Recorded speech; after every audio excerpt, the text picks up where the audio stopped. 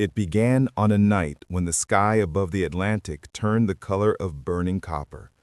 Sailors aboard the merchant ship Providence Star would later swear that the storm appeared out of a clear sky, a towering wall of clouds shaped like a broken crown, lightning cracking across its spine. The year was 1769, and the world was shifting. Empires rising, colonies trembling, revolutions forming like bruises beneath the skin of nations. But none of that mattered yet. Not compared to the man found drifting alone on a splintered piece of timber, half conscious, his clothes half European and half something else, something older. No one on the Providence Star recognized the language he whispered as he was dragged aboard. No one could explain why he carried a small leather pouch containing 4 strange items. A Spanish silver coin dated 10 years into the future, a native wampum bead carved in a style used 2 centuries earlier, a French military insignia that belonged to no known regiment, and a map that showed the coastline of North America before British colonization. The crew called him Jonas because that was the word he muttered when he woke, though no scholar would later find any record of a Jonas with such origins, such travels, or such impossible possessions. Yet, Jonas would become a thread woven through some of the greatest events in American history: the secret dealings before the Revolution, the storms of the Caribbean slave uprisings, the conspiracies in Spanish Florida, the indigenous wars across the frontier, and the whisper network stretching from London to Lisbon to the hidden corners of the Atlantic world. And although no textbook ever mentioned him, his presence lingered in the margins of handwritten letters, in coded diaries, and in footnotes historians dismissed for centuries. But this is his story. The story of the man who walked through empires without ever belonging to one. Jonas awoke in a wooden cabin lit by a single swaying lantern. The ship groaned around him. The smell of salt, wet rope, and unwashed sailors filled the air. A young cabin boy spoke first. "You're alive. Captain thought you were done for." Jonas opened his eyes slowly. They were gray, not the blue-gray of European sailors, not the steel gray of British officers, but something like a storm cloud. "Where am I?" he asked. The boy hesitated. "You're on a merchant vessel bound for Boston. Should be there in 2 weeks if the seas behave." Boston. Jonas closed his eyes again. It hadn't been Boston when he'd last seen it. But he said nothing. Instead, he touched the leather pouch at his side, relieved to find it still there, and whispered a word in a language the boy could not understand. A prayer? A warning? A memory? No one would ever know. For the next several days, Jonas remained mostly silent, staring at the horizon, listening to the creaks of the ship as if each sound were telling him a story. The crew speculated endlessly. Spanish spy, runaway slave, a pirate maybe, or an escaped prisoner of the French.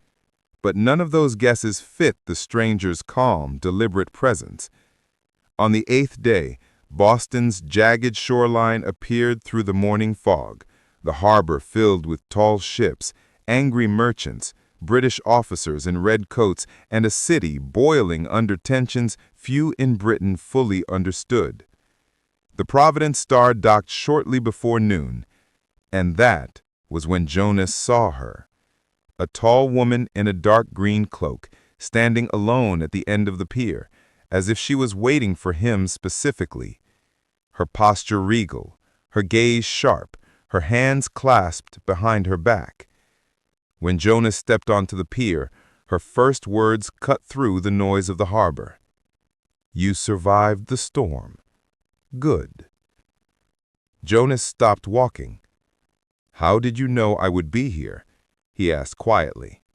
She smiled, a thin, knowing smile. Because I sent the message that led you onto that ship.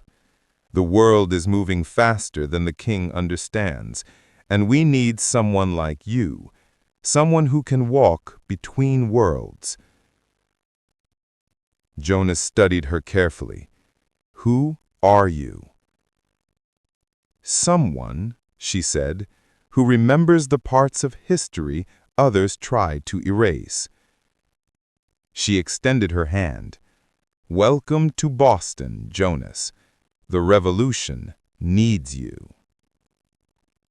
The woman in the green cloak led Jonas through the crowded wharves, past fishermen unloading their nets, British soldiers patrolling in pairs, and merchants shouting over each other about taxes, tariffs, and shipments delayed by the crown. Everything felt tense, as though the whole city was holding its breath. Jonas followed silently, observing everything: the cracked timber of the docks, the smell of molasses and tar, the strained expressions of men arguing over British customs officers. The woman moved quickly, expertly avoiding the busiest streets. People are watching, she said quietly. Not the kind you see, the kind who write reports for governors and generals. British? Jonas asked. And others, she replied. The French, the Spanish, even private organizations with their own interests. Boston is the crossroads of a storm. She turned a corner, bringing them into a narrow alley that ran behind a row of warehouses. Only then did she remove her hood. Her hair was a deep black, braided tightly and wrapped with tiny copper rings. Her eyes were sharp, almost luminous, the kind of eyes that miss nothing. My name is Evelyn Marrow, officially a tutor. Unofficially, well, you'll understand soon enough. Jonas didn't respond, but she noticed how his eyes narrowed slightly at her name. Recognition? Suspicion? Or a memory of someone else entirely? Evelyn opened a door hidden beneath a sagging wooden sign. Inside was a spacious room filled with maps pinned to every wall. The American coastline, the Caribbean islands, French Louisiana, the Spanish missions of California, and the twisting trade routes of the Atlantic world. In the center stood a large table covered in coded letters, wax-sealed documents, and strange objects. Indigenous carvings, silver coins, small iron keys, seashells, and scraps of parchment in at least 5 different languages. You've been expecting me, Jonas said. No, Evelyn corrected. We've been expecting someone like you, but your arrival was not guaranteed. She picked up a letter from the table. This arrived in my possession 6 months ago. No writer, no courier. Inside was only a description. A man who carries the past and the future in his hands. And this, she held up a coin. It was identical to the one Jonas carried. Same year, same markings, same impossible date. Do you believe in coincidence, Jonas? She asked. No, he replied softly. I don't. Evelyn exhaled in relief, almost as though she had feared he would deny everything. Good. Then you're ready for what comes next. She stepped closer. Boston is a fuse, Jonas, and the spark is coming, but the world doesn't know that there are other fires burning, in the Caribbean plantations, in the Spanish courts, in the indigenous nations preparing for the next wave of colonists. She pointed to the walls.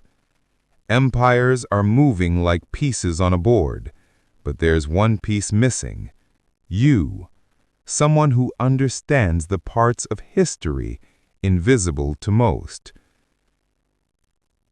Jonas's voice was quiet, but steady. What do you want from me? She didn't speak at first. She simply handed him a folded sheet of parchment. Jonas opened it. Inside was a crude drawing of a river. Not just any river. A river he had not seen in years, but remembered as clearly as his own name.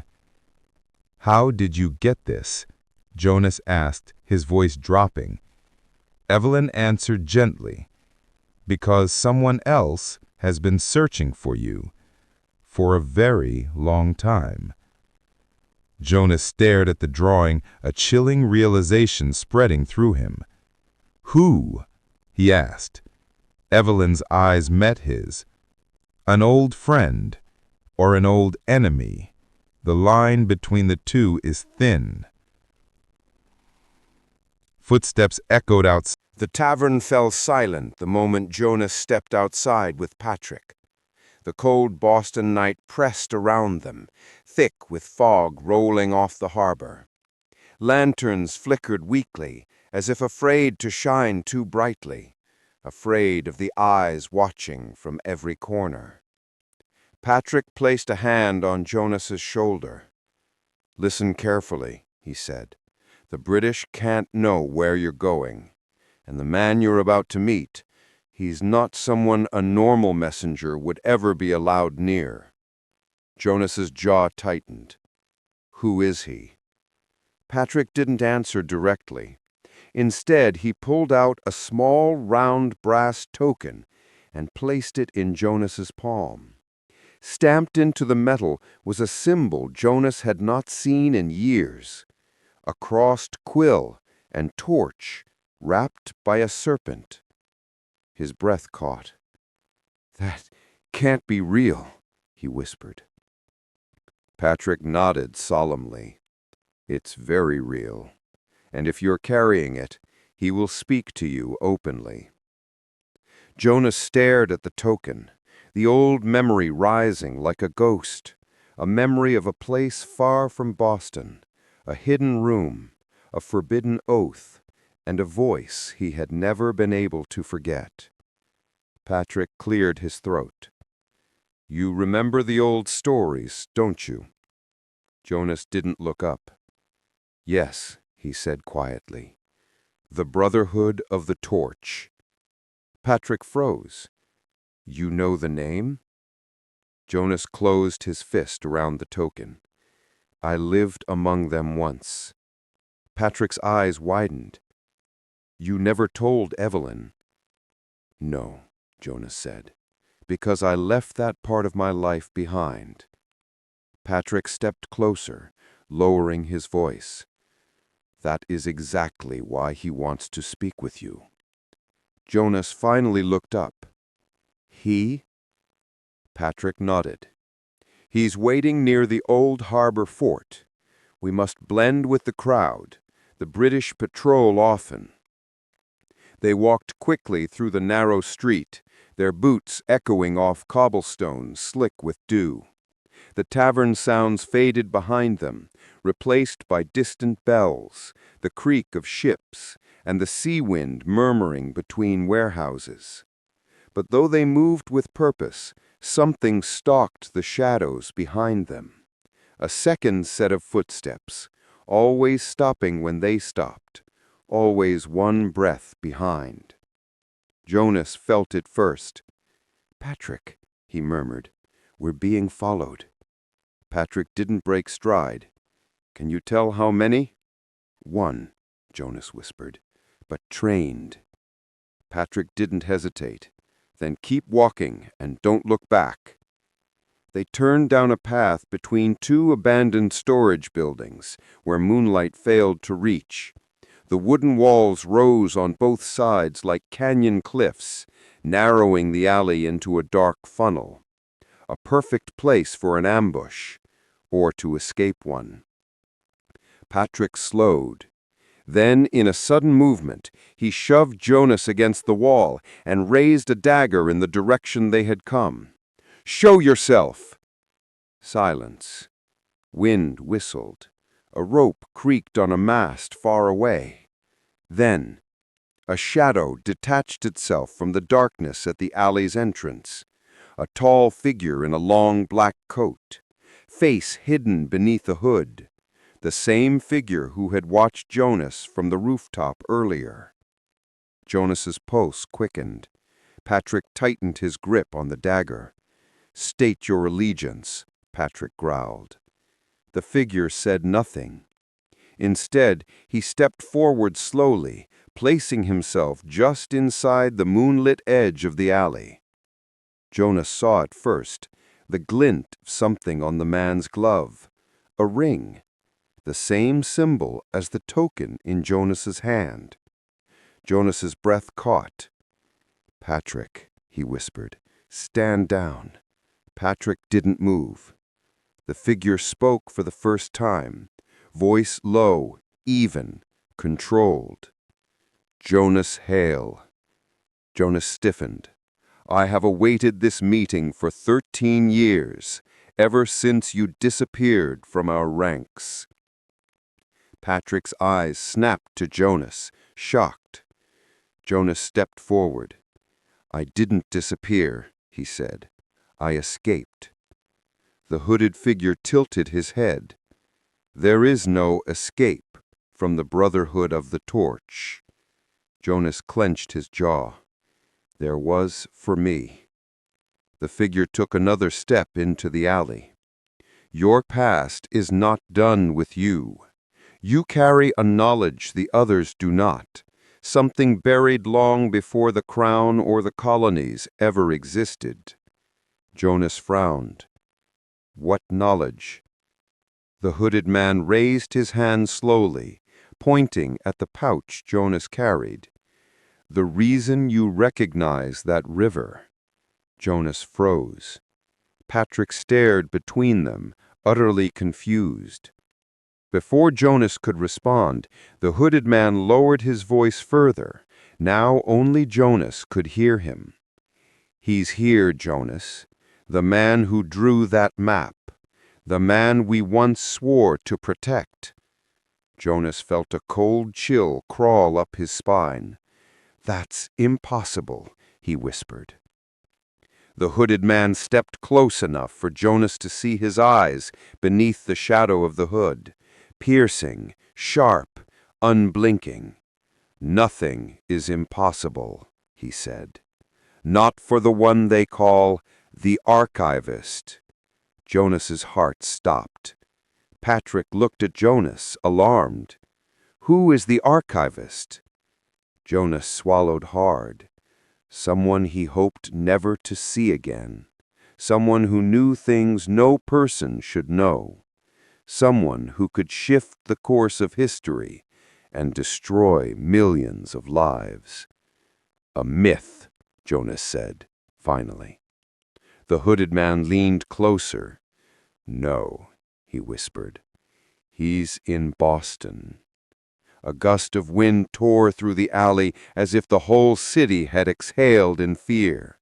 And Jonas realized something terrible. This was no longer about a secret map, or the British, or the coming revolution.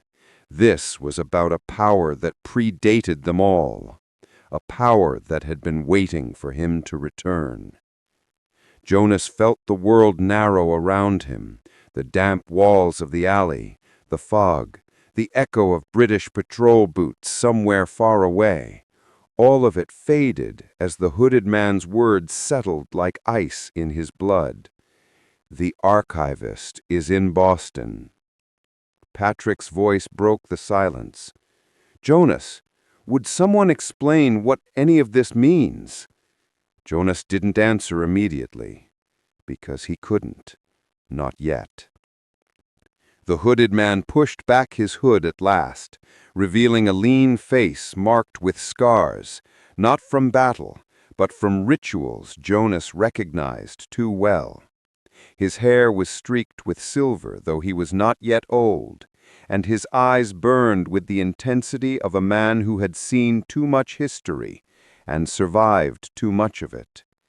Patrick stepped back instinctively. Jonas finally breathed the man's name. "Marcellus." Patrick whispered the name under his breath, trying to place it. Jonas straightened. "You shouldn't be here." Marcellus gave a tight, humorless smile. "And yet here I am, because the Brotherhood has waited long enough. You were not meant to vanish from us. You were meant to ascend." Jonas shook his head. "I left because what the Brotherhood wanted was wrong, dangerous." Marcellus raised an eyebrow. "You call knowledge dangerous? When it's used to manipulate entire nations, yes," Jones snapped. Marcellus let the words settle, then spoke with chilling calm. "History has always been manipulated, with or without us. The question is whether it is shaped by the ignorant or by the enlightened." "Stare at you speak like you're above everyone?" Marcellus didn't even glance at him. "I don't speak above anyone. I speak from a vantage point few ever reach." He turned back to Jonas. "We found the river, Jonas, the real one, the one even the Crown believes is only rumor, and the man who mapped it, the one you were sworn to protect." Jonas' jaw set like granite. "Dead." Marcellus shook his head slowly. "No, Jonas, he's very much alive." Jonas closed his eyes, feeling the past clawing back through every year he had tried to bury it. Patrick stepped forward urgently. "Who is this archivist?" The fog clung to the cobblestones like a living thing as Jonas, Evelyn, and Marcellus slipped through the narrow streets. Lanterns swung in the distance, throwing erratic shadows that danced like ghosts on brick walls. Every sound, the clatter of a wagon, the murmur of voices, the creak of a sign swinging in the wind, could hide watchers. Jonas led the way, his instincts guiding them toward a small stone arch tucked behind an abandoned warehouse. Few Bostonians remembered it, and fewer still dared to step near it at night. Under the arch, a set of worn steps descended into darkness. "This is it," Jonas whispered. "The old passages beneath Boston. They connect the cellars of the oldest buildings, the forgotten smuggling routes, and the catacombs the British never mapped." Evelyn peered into the darkness, shivering slightly. "It looks endless." Jonas nodded. "It is, and it shifts. You have to trust me. Every turn, every tunnel has a memory. If you forget it, you get lost forever." Marcellus's voice was steady. "And if they're already here, waiting for us?" Jonas didn't answer. He descended first, feeling along the cold stone walls. Evelyn followed, then Marcellus. The tunnel stretched for what felt like hours, winding and twisting, some passages so narrow that they had to crawl on their hands and knees. Old water dripped from the ceiling, carrying a faint metallic scent. Somewhere far below, the muffled sound of waves echoed, Boston Harbor's hidden veins. Then, unexpectedly, the air changed. It became warmer, drier, almost sterile. Jonas paused, raising a hand. "They're here," Jonas whispered. "The Order of the Veil has already been through this section. Their markings are etched into the stone, subtle but unmistakable." Evelyn squinted. "Markings?" Jonas traced the wall with his fingers. "Tiny carvings, a line that bends here, a small dot there. They're codes. They tell the Order who passed through and who is coming next. They knew we would follow." Marcellus's eyes narrowed. "Then we have to move faster. They'll be expecting us at the archivist's chamber." A sudden echo of footsteps ahead froze them. Jonas pressed his hand to Evelyn's back. "Stay silent," he breathed. The sound grew closer, deliberate, measured. Not soldiers, not untrained men. Jonas's lips tightened. "The Veil's scouts. We can't fight them here. Too confined. We have to wait, and then strike when we reach the chamber." They continued slowly, each step measured, each breath controlled. The tunnel twisted again, dropping sharply. A faint orange glow appeared ahead. Candlelight, flickering shadows against ancient stone. The glow was too small, too contained to be ordinary. "This is it," Jonas said softly. "The archivist's chamber, hidden beneath the city's oldest foundations." Evelyn's voice was barely audible. "It looks alive. It looks like a tomb." Jonas shook his head. "It's not a tomb. The archivist's mind is alive, even if the body is captive, and the Order knows it. They're harvesting information, extracting what they can from him and encoding it into their own network." Marcellus's hand rested on the hilt of a dagger. "Then we strike now?" Jonas paused. He could hear faint murmurs from inside, voices speaking in a language older than Boston itself, words that seemed to vibrate off the walls. "They're inside," Jonas said, "and the archivist, he knows we're coming. He'll be waiting." Patrick had followed quietly from behind. If they've been extracting knowledge, how much can he take before it breaks him? Jonas clenched his jaw. The archivist is stronger than anything they expect. He survived centuries of scrutiny, betrayal, and secrecy. But one mistake, one misstep, and it will end tonight. They crept forward, stepping into the chamber entrance, the candlelight revealing carved stone steps leading downward. Jonas held the leather pouch tight, feeling the weight of the coin, the wampum bead, the insignia, and the map against his chest. Under the steps, a chamber opened wide, far larger than they expected. The walls were lined with shelves and alcoves, some holding books, others strange artifacts Jonas recognized from whispered legends. Crystal spheres, metal devices carved with runes, maps of continents that didn't yet exist. And at the center, restrained but upright, was the archivist. His eyes, pale and luminous, locked onto Jonas the instant they entered.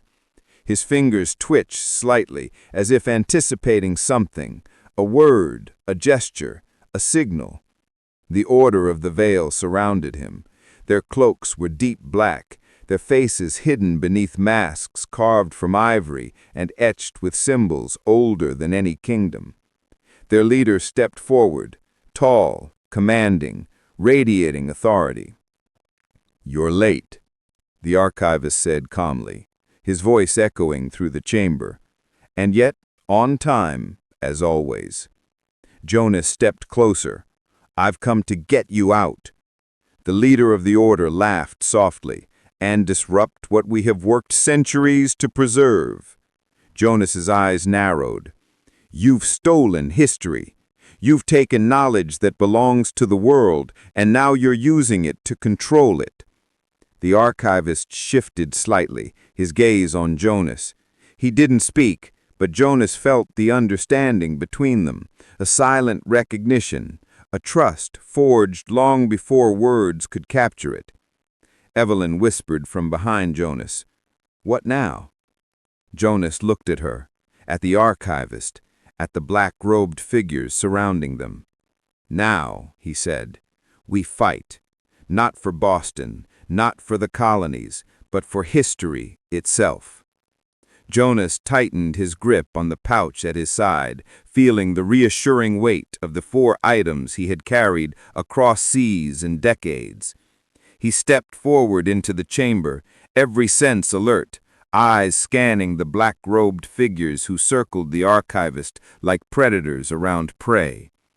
Marcellus moved beside him, silent, observing every subtle movement. Evelyn followed closely, dagger in hand, her breath steady but her fingers tense. Patrick stayed near the entrance, ready to block any sudden attack. The leader of the Order raised one hand. "You should have stayed hidden, Jonas Hale. You think you can undo centuries of planning. His voice echoed through the chamber, smooth and confident. "This man," he gestured to the archivist, "holds knowledge that predates nations, and we will extract it, all of it." Jonas's eyes locked on the archivist. Though restrained, the old man's presence was commanding, almost supernatural. His pale eyes met Jonas's and held him in place. Jonas felt the pull of memory, as if the archivist were reaching through time itself. Jonas spoke, his voice steady. "History belongs to the world, not to you, not to hidden orders who think they can decide what people should remember." The leader laughed, a cold, hollow sound. "Bold words for a man who has fled shadows his whole life. You'll see soon enough. Knowledge is power, and power must be controlled." Without warning, one of the black-robed figures lunged at Jonas from the side, a short blade aimed for his chest. Jonas pivoted instinctively, rolling to the side and drawing a small weighted cudgel from under his cloak. He struck the attacker across the shoulders, sending him sprawling into the wall with a loud crash. Evelyn moved with lightning speed, striking another figure who had attempted to flank Jonas, her dagger finding the soft joint beneath the mask. The chamber erupted in chaos as black robes clashed with steel and wood as Jonas and his allies fought to reach the archivist. Jonas advanced, weaving through the fighting, his mind racing. Every step, every motion was guided by memory of past escapes, hidden passages, and ancient codes that only someone like him could read. Marcellus took on two attackers simultaneously, his movements precise, almost preternatural. Patrick blocked incoming blows, his face set in grim determination. Finally, Jonas reached the restraints holding the archivist. The old man looked at him, eyes calm despite the struggle. With a small, deliberate motion, he began undoing the ropes, careful not to alert the remaining robed figures. The archivist spoke softly, barely audible over the chaos. "Jonas, they will try to rewrite the past tonight. You must move quickly. The key, the map, it is all there. Protect it." Jonas nodded. "I will." The leader of the order realized what was happening and shouted, "Stop them! Don't let the—" The first pale light of dawn filtered through cracks in the stone, painting the sanctuary in muted gold. Jonas, Eveline, Marcellus, Patrick, and the archivist moved silently, descending a narrow spiral staircase that led deep beneath the city, far below Boston's streets, below even the oldest foundations. Every step echoed through the hollow stone, a rhythm that felt like the heartbeat of history itself. "This is it," Jonas whispered, "the central archive." The archivist nodded. "Beyond this door lies the memory of centuries, the knowledge of empires, revolutions, and lost civilizations. Every artifact, every map, every hidden treaty has been preserved here. And if the Order reaches it first, they will shape history itself, not just rewrite it, but own it." The chamber door, carved from ancient oak and reinforced with iron, bore symbols older than any colony. Jonas placed the pouch on a pedestal, letting the artifacts resonate with the chamber's energy. The symbols glowed faintly, responding to the weight of what they carried. Marcellus read aloud from the carvings. "He who holds the fragments holds the river. He who controls the river controls the past. Only the worthy may enter." Jonas nodded.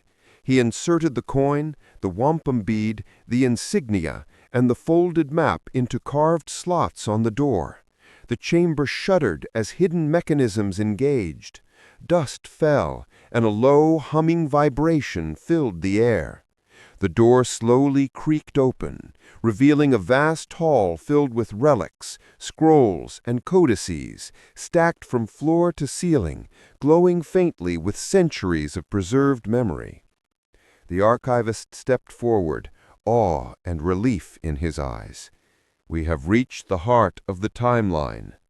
But the sanctuary was not yet safe. The shadows of the Order had followed, slipping through hidden passages they had scouted long before. The leader emerged from the darkness, flanked by robed figures, their masks gleaming like polished bone. "You've done well to make it this far, Jonas Hale, but this ends now.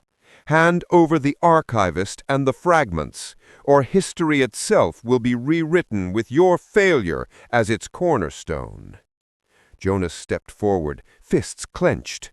"You won't touch him, not now, not ever. History is not yours to command."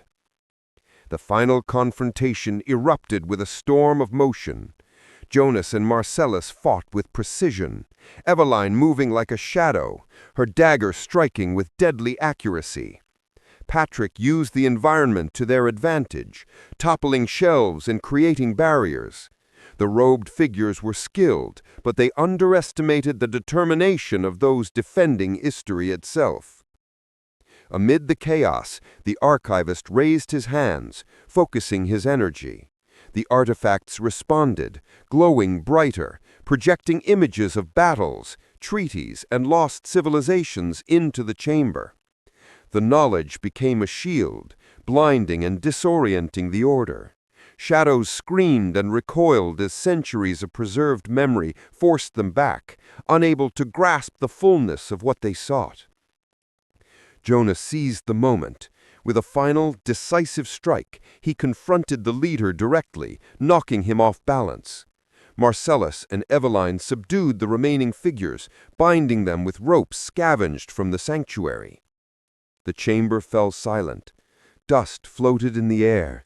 The glow of the artifact settled into a calm hum, a heartbeat restored. The archivist turned to Jonas. "You have protected what was entrusted to you. The Order will return, as all threats do, but tonight the memory of humanity remains intact." Jonas exhaled, exhaustion and relief mingling. "It's over, for now." Eveline touched his shoulder. "We made it! The world won't know how close it came to losing its past." Marcellus nodded. "And thanks to us, they never will." The archivist carefully gathered the artifacts, placing them back into the pouch. "History is fragile, but it is resilient. It waits for guardians, like you. Remember this, Jonas. The river flows through time, but those who protect it ensure it never runs dry." Jonas, Eveline, Marcellus, Patrick, and the archivist stood together, the glow of the central archive washing over them. For the first time in years, Jonas allowed himself to breathe, knowing that though the fight was eternal, history had survived tonight, because of courage, loyalty, and the unbreakable will to protect the truth. The river of time continued to flow, unbroken, unstoppable, as it always had. And the guardians of its memory would be ready whenever it was threatened again.